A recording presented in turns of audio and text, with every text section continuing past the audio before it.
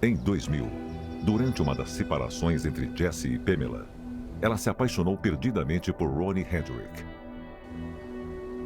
Meses depois, Pamela e as crianças seguiram Ronnie em direção a Cuero. Ela nunca mais veria o Arkansas.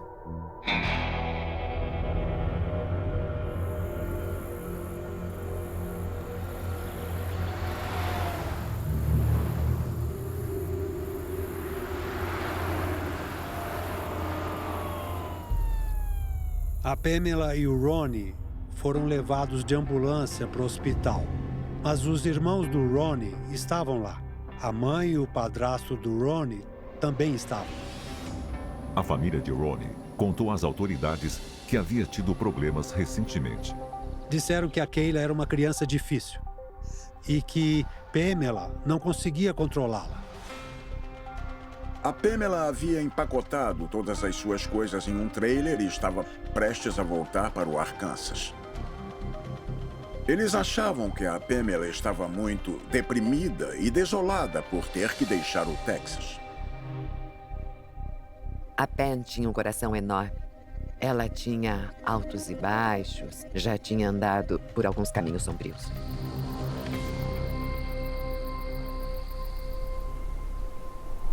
Quase 800 quilômetros dali, no Arkansas, os pais de Pamela receberam a notícia de seu ferimento grave. Finalmente, quando meus avós foram avisados, eles pegaram um voo particular vindo do Arkansas para cá e nos levaram para o hospital em San Antônio. Minha avó me disse que a bala tinha se fragmentado no cérebro dela e que era morte cerebral total.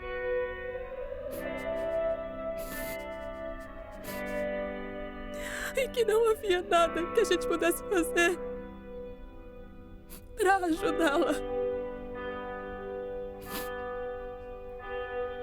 Eles desligaram o respirador.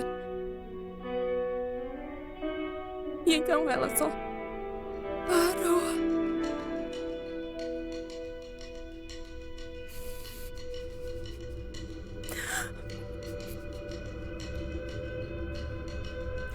Ela só parou.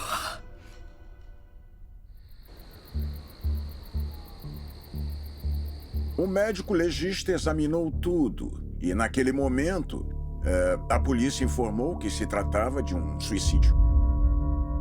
Então, com base no que viu, o legista registrou a causa da morte como suicídio.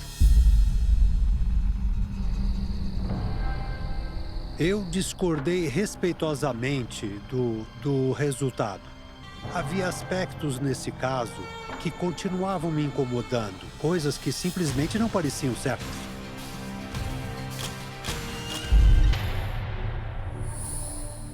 O resultado da necropsia simplesmente dizia suicídio.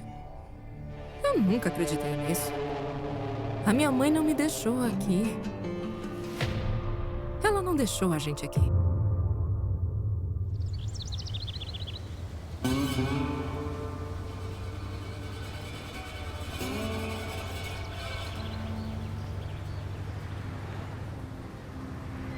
O escritório do legista manteve a causa da morte como suicídio. Ainda havia etapas que precisavam ser cumpridas. Uma delas era a entrevista com Ronnie Hendrick. Assim como Pamela, Ronnie Joe Hendrick, de 30 anos, era novo por ali. A família do Ronnie era originalmente do Arkansas, então, embora vivessem na comunidade de Cuero, eles não eram muito conhecidos. Mas, sim, eram familiares para algumas pessoas da região. A Pamela conheceu Ronnie Hendrick em Ashdown. O relacionamento deles cresceu e a Pamela se mudou para o condado de DeWitt, no Texas, onde ele e sua família moravam. Os vizinhos mais próximos da Pamela eram justamente os pais dele, que viviam a uns 400 metros da casa da Pamela e do Ronnie. A polícia de Quaero falou novamente com Ronnie, 24 horas após a morte de Pamela. O Ronnie afirmou que estava sentado na varanda dos fundos quando ouviu um disparo. Ele entrou no banheiro e encontrou a Pamela caída no chão, sangrando pela cabeça. O Ronnie disse que tentou estancar o sangramento. Mandou a Kayla ir até a casa da mãe dele e ligar para a emergência, porque ele não tinha sinal de celular em casa. Ele disse que a Pamela estava muito deprimida naquela época.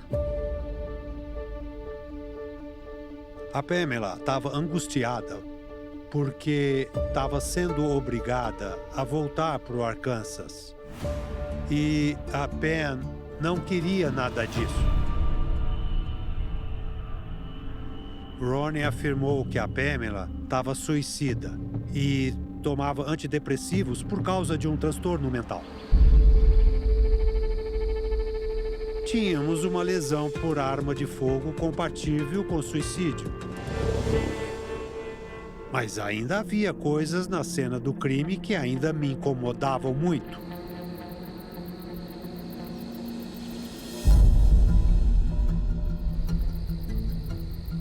Uma das primeiras coisas que eu vi foi uma carreta cheia de pertences pessoais. Racionalmente, aquilo não fazia muito sentido. Por que alguém se mataria 15 minutos antes de ir embora? Eu tinha receio que aquilo fosse um ato criminoso, que fosse um homicídio. Mas eu não era o investigador principal do caso. Então, eu me sentia muito limitado quanto até onde eu poderia ir com aquela investigação.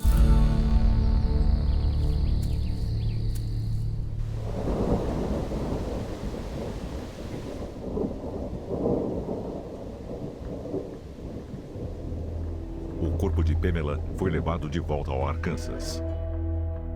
Dias após sua perda, Kayla e Dustin se despediram da mãe. O funeral da minha mãe foi o primeiro funeral da minha vida. Eu nunca tinha ido a um antes. E tudo que eu lembro é que eu não queria olhar para minha mãe, porque eu não queria me despedir. Mas a minha avó me obrigou, dizendo: é a última vez que você vai vê-la, você tem que olhar. E eu só joguei a minha flor e fui embora.